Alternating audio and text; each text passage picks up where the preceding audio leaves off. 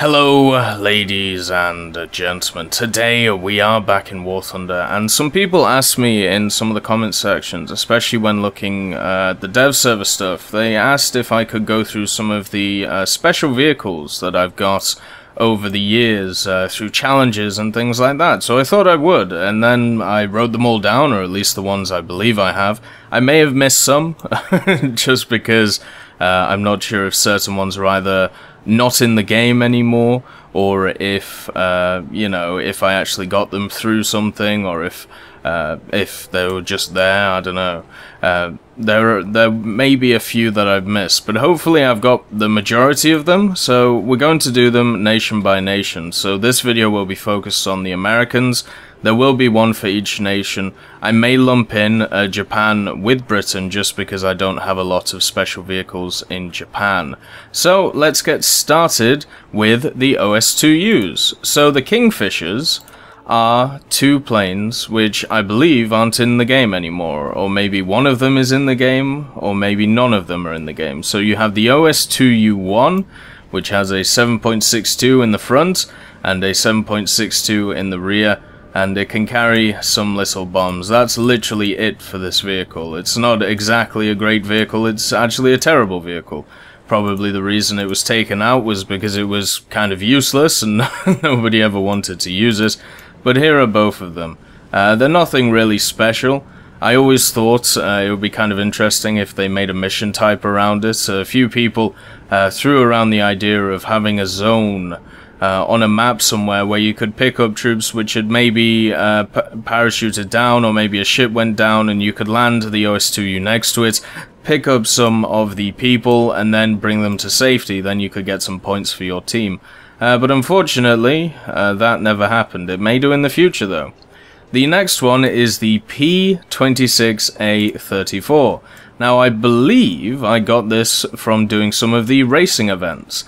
When it was a while back, I believe you either had to finish in the top 3 of the race events that they did 5 times or 10 times, and you got this little thing. It's just a P-26A, one of the faster variants of it with 2 7.62s, and it could also carry some bombs.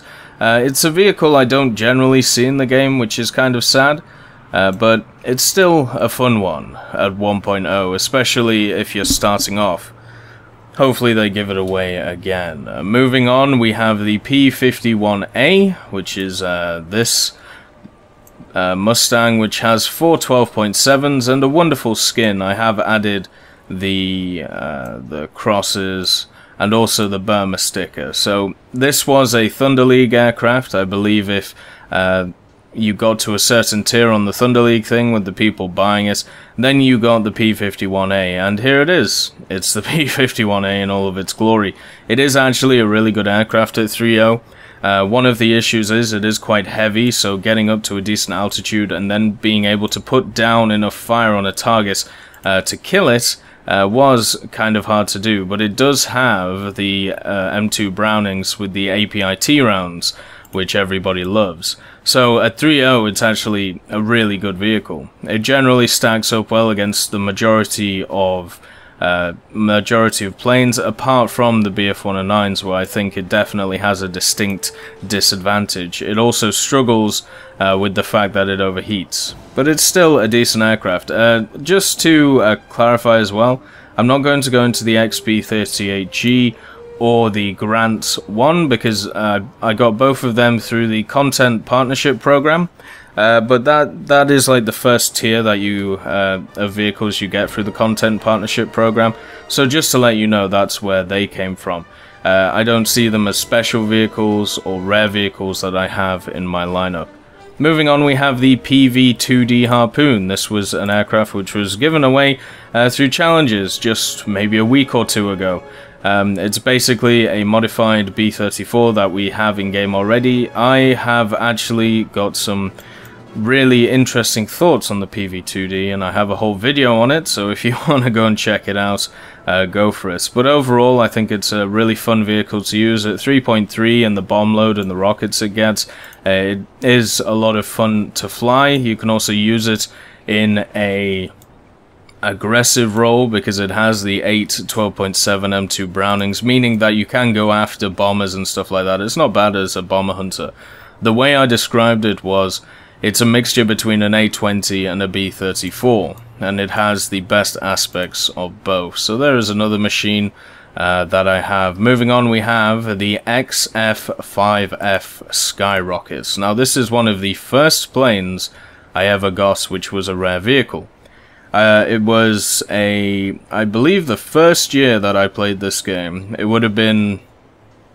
would have been given away January 2014 maybe, and it was another challenge thing where you had to do challenges every day, and you were able to get this machine at the end of it.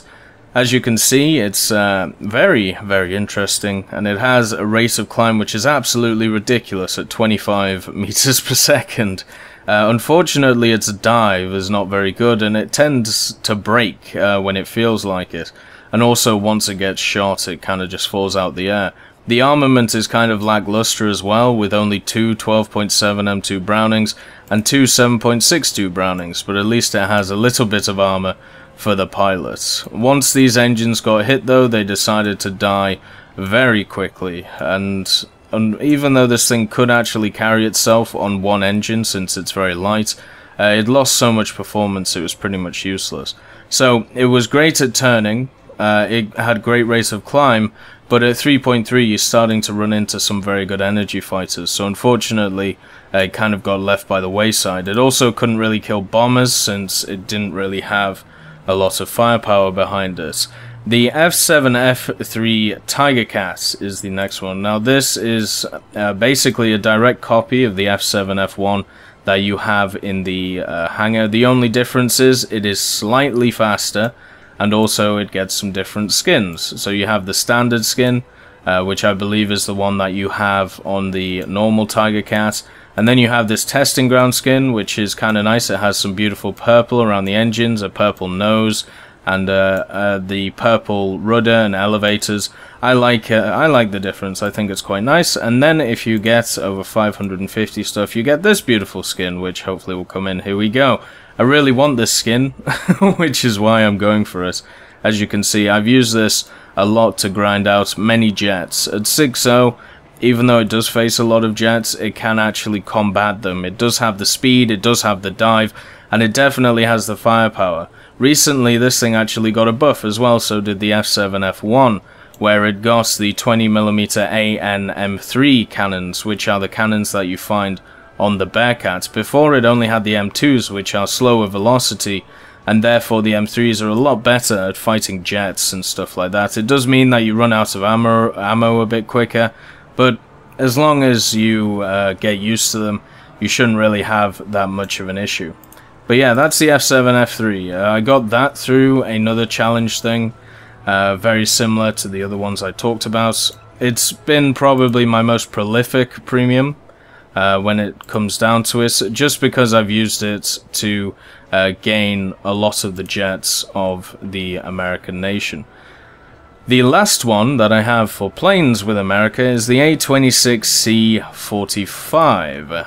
I believe I got this sometime last year, and the model itself is absolutely beautiful. It is a wonderful aircraft. It's very, very well designed, and with the way that it works, it has two 12.7 turrets, one on the tail of it, one on the top of it. Well, not really the tail, but the bottom of the fuselage.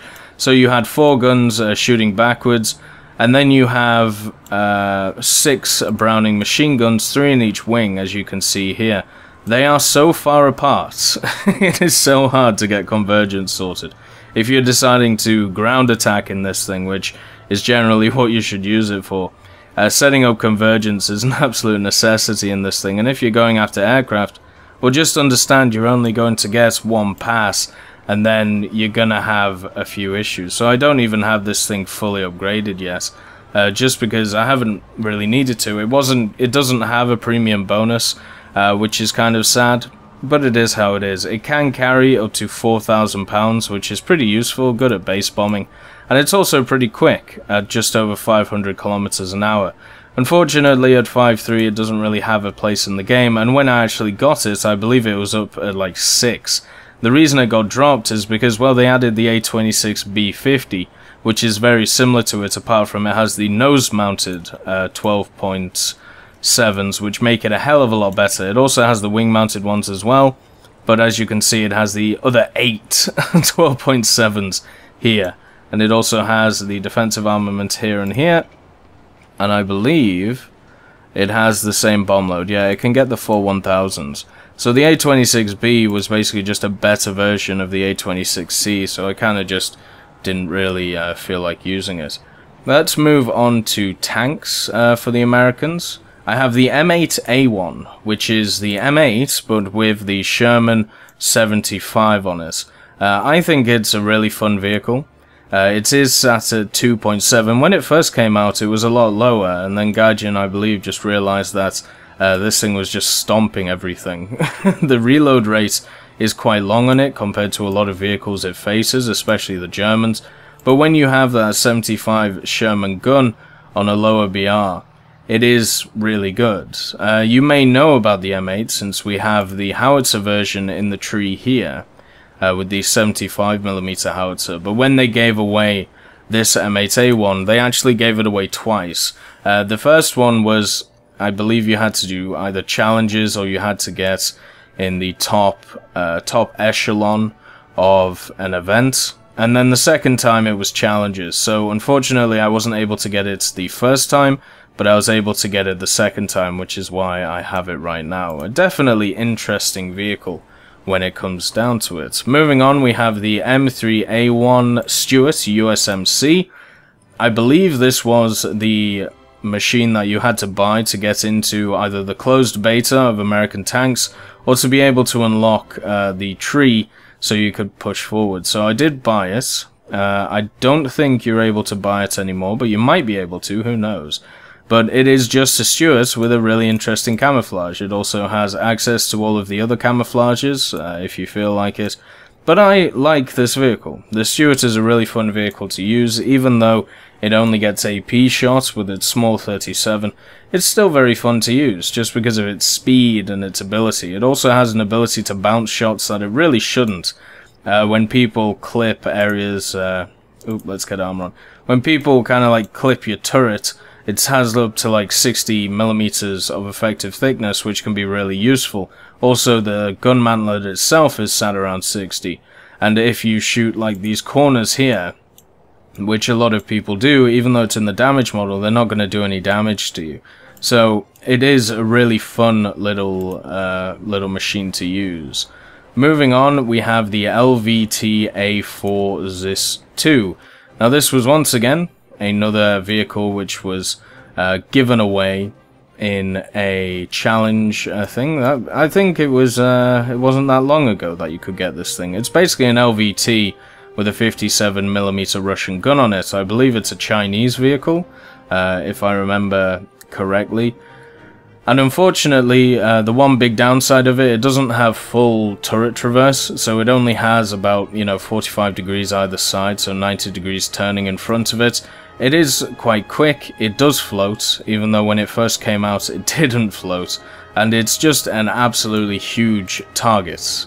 And with the fact that with this version of the LVT you don't have the two machine gunners at the back, it makes it infinitely worse, because it means taking it out is a lot easier. You just shoot it straight in the front, knock out the turret, killing 3 people, and then all you have to do is finish off one of these.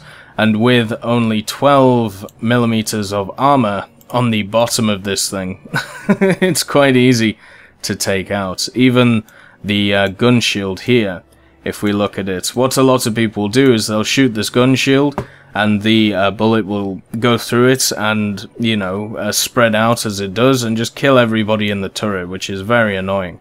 But it's still an interesting vehicle, not a very good one, but it doesn't have to be a special vehicle. I would rather the special vehicles are a bit worse than the actual vehicles. Moving on, we have the last one, which is the M24 TL. Now this was given to Thunder League people again. I believe it was the first tank that you could get if you unlocked the right amount of money, depending on how many people bought the packs and stuff. A really good system, I hope they bring it back. And the cool thing about this tank is that it has all of the camos from all of the different teams which actually took part. So very similar to some of the other ones. And what you could do at the time is you could play the specific vehicles that the teams liked, and you could get the skins for those vehicles. So the Poltergeist one, as an example, you can actually get it on the Tiger 2H. I'll show you. If we go here, let's go down to the Tiger 2H. Oh dear, it needs repairing. Let's get it in a crew. And we'll go to customization. And here you go. See, Thunder League Poltergeist. Unfortunately, my thing isn't in great nick, but you can see it, right? You can see the Poltergeist theme. So the great thing about the M24 TL is the fact that you got all the skins on it, and also it's basically just a Chaffee with APCR. That's the only difference between it. It's the same BR as the Chaffee. It performs exactly the same way. I think this is my favorite skin. You got this on the IS2 as well, which was nice. And then the last skin, the Arcade Esports one, which is lovely as well. So the only difference between the M24 and the M24 TL is the M24 TL gets this APCR round, which means that it can pen higher targets, but generally 90mm of pen is good enough against most machines. It does get one shot, just like every other Chaffee does, which is very sad, but it is fun for me personally because I use it to run around maps and things like that.